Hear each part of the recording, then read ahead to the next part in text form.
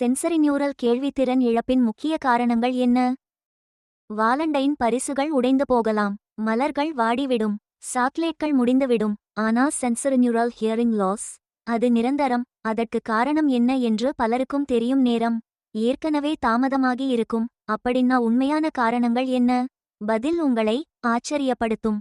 Sensory neural hearing loss என்றால் உள்காது, இணைய அல்லது கேட்கும் நரம்பு, ஹியரிங் நர்வ் சேதமடைவது. இது அடைப்பு இல்லை, இது இன்ஃபெக்ஷன் இல்லை, இது சேதம். முக்கியமான உண்மை என்ன தெரியுமா? உள்காதில் இருக்கும் அந்த சிறிய ஹேர் செல்ஸ் ஒருமுறை சேதமடைந்தால் அவை மீண்டும் வளராது.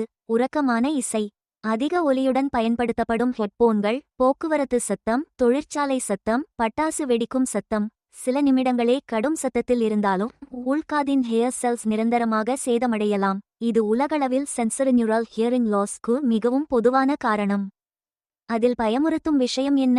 உங்களுக்கு வலி இருக்காது, ஆனா மெதுவாக பேச்சு தெளிவில்லாமல் ஆகும். ஆம், வயது அதிகரிக்கும் போது ஹியரிங் குறையலாம். ஆனா அது வயசாகுது என்பதற்காக மட்டும் இல்லை.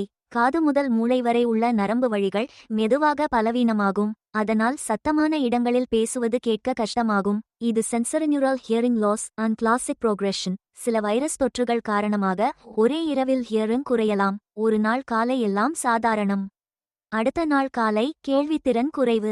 இது medical emergency.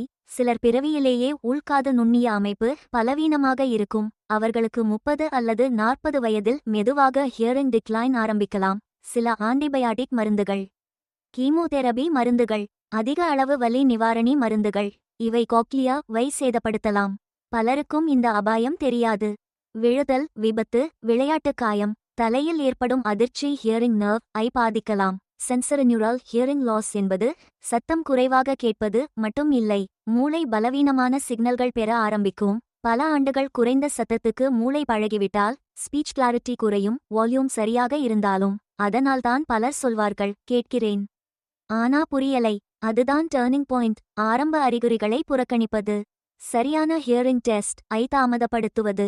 Sensory neural hearing loss ஆரம்பத்திலேயே கண்டுபிடித்தால் மேனேஜ்மெண்ட் நல்லதாக இருக்கும். உங்களுக்கு பேச்சு தெளிவாக கேட்காதது போல இருந்தால் அல்லது திடீர் ஹியரிங் மாற்றம் இருந்தால் காத்திருக்க வேண்டாம். ஹியர்ஸ் ஆப் இல் காம்ப்ரஹென்சிவ் ஹியரிங் டெஸ்ட்ஸ் மூலம் சென்சரி நியூரல் ஹியரிங் லாஸ் ஐ ஆரம்பத்திலேயே கண்டறிய முடியும். இன்று உங்கள் ஹியரிங் எவாலுவேஷன் ஐ பதிவு செய்யுங்கள். ஏனெனில் இன்று அமைதியாக இருக்கும் சேதம் நாளை நிரந்தரமாகி விடலாம்.